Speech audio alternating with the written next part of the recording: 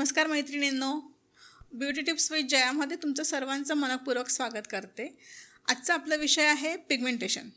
Pigmentation होऊ नये यासाठी आणि पिगमेंटेशन आहे तर त्यावर काय उपाय आहे हे पूर्ण मी तुम्हाला आजच्या व्हिडिओमध्ये सांगणार आहे. तर व्हिडिओ पूर्ण बघा.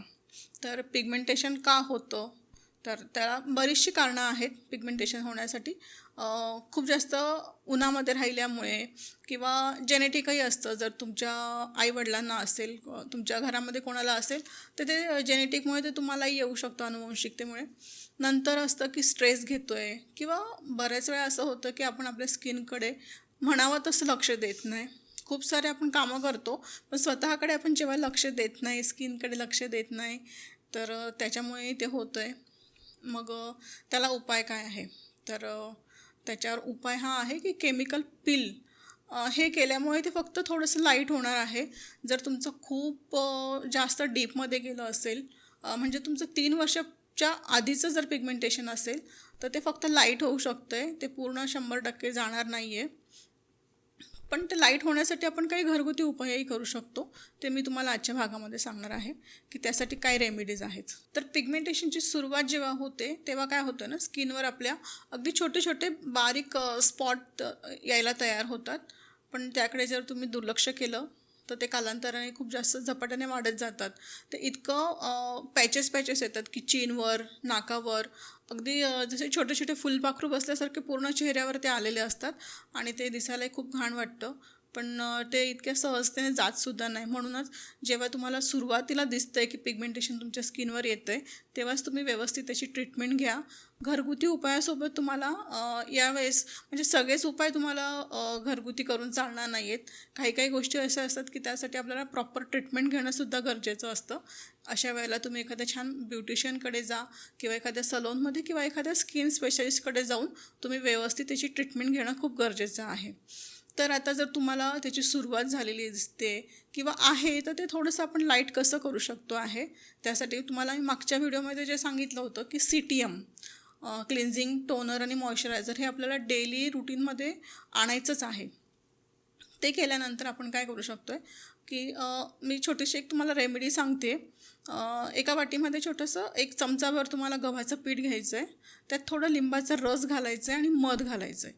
आणि जर तुम्हाला सूट होत असेल तर अगदी थोडंसं सोडा आपण त्यात टाकू शकतो आहे.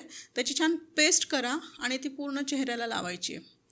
आणि ती 10 ते 15 मिनटानंतर जसं स्किन थोडीशी आपली ओढली जाणार आहे, कारण गव्हाचं पीठ असल्यामुळे स्किन थोडीशी अशी ओढली जाईल. पण मग तो नॉन सेटिंग पॅक असणार आहे. खूप त्याला जास्त वाळवून द्यायचं नाही आहे. एक 5 ते 7 मिनटानंतर तुम्हाला व्यवस्थित सर्क्युलर मोमेंटमध्ये मसाज करून पॅक तो रिमूव्ह करायचा आहे. त्याच्याने काय होणार आहे, स्किन तुमची छान ब्राईटनिंग म्हणजे असं लाईट होणार आहे, काळपटपणा पण जाईल आणि थोडंसं जर आपले पिगमेंटेशन आहे ते थोडंसं लाईट होण्याची मदत होणार आहे. पण अशा वेळेला काय होतं आहे, आपण पूर्ण चेहऱ्याला जेव्हा पॅक लावतो आणि पिगमेंटेशनचे डाग जे आहे ते जास्त अजून उठून दिसतात, कारण ऑलरेडी आपली नॉर्मल स्किन आहे ती फेअर दिसायला लागते आणि पिगमेंटेशनचे जे डाग आहेत ते जास्त अजून डार्क दिसायला लागतात. त्याच्यामुळे आपल्याला असं वाटतं की अजून डार्क होत आहेत, पण ते तसं नसतं. हळूहळू त्याचाही कलर नंतर लाईट होत जातो आहे. हे पूर्ण करून झाल्यानंतर फक्त पिगमेंटेशन ज्या एरियामध्ये आहे तिथे आपल्याला मी काल सांगितल्याप्रमाणे कॉफीचा पॅक तुम्हाला बनवायचा आहे.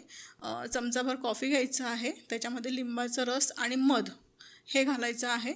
आणि पुन्हा जर तुम्हाला ॲलर्जी नसेल तर मी पुन्हा मेन्शन करते, जर तुम्हाला ॲलर्जी नसेल या गोष्टींची तरच तुम्ही या गोष्टी वापरात आणायच्या आहेत. नाहीतर तुम्ही पॅच टेस्ट करू शकतायत. थोडासा पॅक बनवायचा आहे आणि कानाच्या पाठीमागे इथे तुम्ही थोडंसं तो अप्लाय करायचा आहे. एक 5 मिनटाने जर तुम्हाला इचिंग वगैरे काय होत असेल तर तुम्ही अप्लाय करू नका. जर तुम्हाला नॉर्मल वाटतं आहे तर तुम्ही कंटिन्यू करू शकतात हे पॅक पुढे लावून.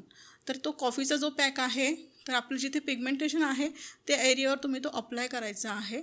पुन्हा सर्क्युलर मोमेंटमध्ये आपल्या एका बोटाने तिथे मसाज करायचा आहे आणि 5 मिनटाने ते छान साध्या पाण्याने धुवायचं आहे. म्हणजे त्यासाठी तुम्ही गरम पाण्याचा वापर करू नका, कारण काय होतं आहे, अशा वेळेस आपण जे घरगुती वस्तू वापरतो आहे त्याने स्किन आपली ड्राय होते आणि परत तुम्ही गरम पाणी जेव्हा यूज करतायत त्यामुळे स्किन अजून जास्त ड्राय होणार आहे. त्यासाठी तुम्हाला अगदी साधं आपलं रोजचं जे नळाचं पाणी असतं त्याने तुम्हाला स्किन स्वच्छ धुवायची आहे.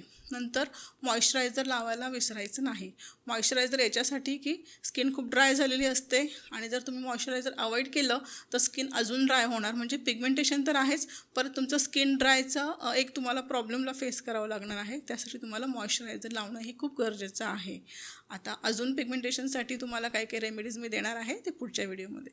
तोपर्यंत लाईक करा, चॅनलला सबस्क्राईब करा आणि भरपूर शेअर करा. आणि अजून कोणते व्हिडिओ हवे असतील तर नक्की कमेंट बॉक्समध्ये लिहा. धन्यवाद.